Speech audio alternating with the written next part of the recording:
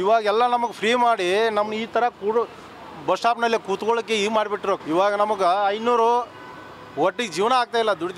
ದುಡಿಬೇಕಂದ್ರೆ 500 ರೂಪಾಯಿ ಇದನ್ನು ಬೀಳ್ತಿಲ್ಲ ನಮಗೆ. ಫ್ರೀ ಬಸ್ ಮಾಡಿದ್ರೆ ತೊಂದರೆ ಆಗ್ತಾಯಿದೆ. ಏನು ಮಂದಿ ಹತ್ತಾ ಇಲ್ಲ, ಇದು ಮಾಡ್ತಾಯಿಲ್ಲ.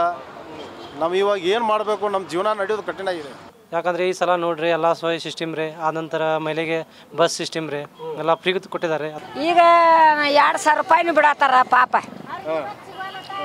ಯಾವ ಹರಿಸಿ ಬಂದು ನಮಗೇನು ಮಾಡಿಲ್ಲ.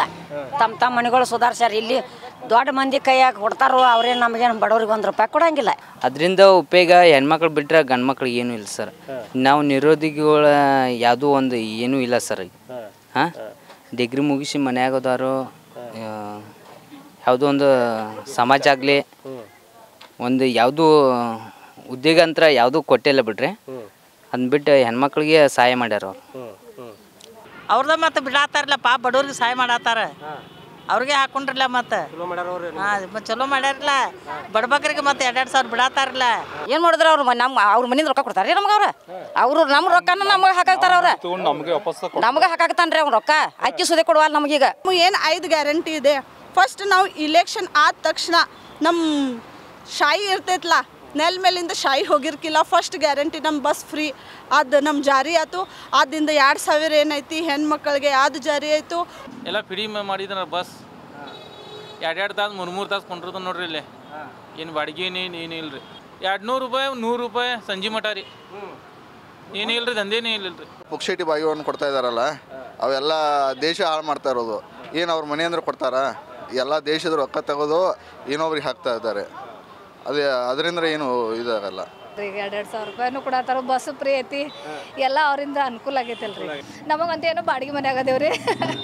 ಎಲ್ಲ ಏನು ಇದಿಲ್ರಿ ನಮಗೆ ಯಾವ್ದು ಅನುಕೂಲ ಇಲ್ಲ. ಈಗ ಈಗ ಬಸ್ ಫ್ರೀ ಐತಿ, ಆಮೇಲೆ 2,000 ರೂಪಾಯಿ ಬರತ್ತವ. ಅದೇ ಮತ್ತೆ ನಮ್ದೇನು ಇದಿಲ್ರಿ. ಈಗ ಗ್ಯಾರಂಟಿ ಪುಕ್ಕಾಟೆಲ್ಲ ನಮ್ಮಿಂದ ತೆಗೆದು ನಮ್ಮ ಜೋಬಿಂದ ತೆಗೆದು ನಮ್ಮ ಮನೆಯವ್ರಿಗೆ ಕೊಡ್ತಾರೆ ಅಷ್ಟೇ ಬಿಟ್ಟರೆ ಅವ್ರ ಜೋಬಿಂದ ಏನೂ ಆಗಂಗಿಲ್ಲ.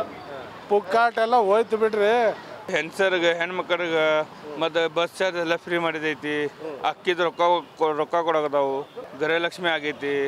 ಇಂಥ ಮತ್ತು ಹಲವಾರು ಥರವ್ರು ಇದ್ದಾರೆ. ಅವರು ಮಾಡಿದನಲ್ರಿ ನಮಗೆ 3 ತಾಸಿಗೆ ಒಂದು ಬಾಡಿಗೆ ಆಗತ್ತಾವ ನೋಡ್ರಿ ಸರ್.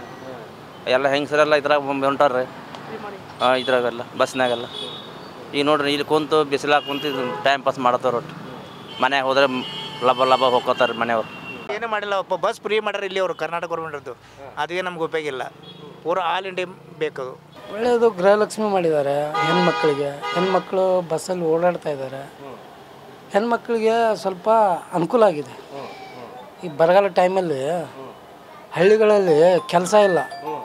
ನಿಜವಾಗಿ ಹೇಳ್ಬೇಕಂತಂದರೆ ಅದೇ 2,000 ರೂಪಾಯಿಂದ ಅವ್ರ ಮನೆತನಿಗೆ ಸ್ವಲ್ಪ ಹೆಲ್ಪ್ ಆಗಿದೆ.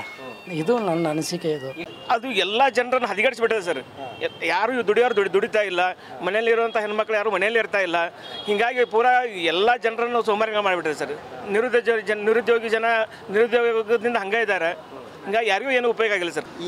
ಇವತ್ತಿನ ದಿನಮಾನದಲ್ಲಿ ಹೊಟ್ಟೆ ನಡೆಸೋದು ಇದನ್ನು ಬೇರೆ. ನಮ್ಮ ಚಾ ನಾಷ್ಟ ಮಾಡ್ಬೇಕಾದ್ರೆ ಕಠಿಣ ಆಗ್ತಾಯಿದೆ. ಆ ಥರ ಫ್ರೀ ಬಸ್ ಬಿಟ್ಟು ನಾವು ಮುಂಚಿತ ಒಂದು 500 ರೂಪಾಯಿ ದುಡಿದು ಈಗ 300 ರೂಪಾಯಿ ಆಗಲಿಕ್ಕೆ ಅದರಲ್ಲಿ ಗ್ಯಾಸ್ ತೆಗಿಬೇಕು, ಇದನ್ನು ತೆಗಿಬೇಕು, ನಮ್ಮದು ಗಾಡಿ ಇದು ತೆಗಿಬೇಕು, ಕಂತು ತೆಗಿಬೇಕು.